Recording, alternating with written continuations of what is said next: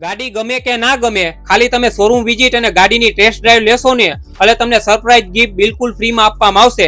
આ મિત્રો બિગોસ વરાછા લઈને આવી ગયા છે ઓફરોનો વરસાદ। એના માટે વિડીયો પૂરો જોજો। જેમાં પહેલી ઓફર છે ગાડી ઉપર ડાયરેક્ટ તમને 28,000 રૂપિયા ડિસ્કાઉન્ટ। બીજી ઓફર છે કોઈ પણ ક્રેડિટ કાર્ડ લઈ આવો અને લઈ જાઓ તમારી મનપસંદ ગાડી।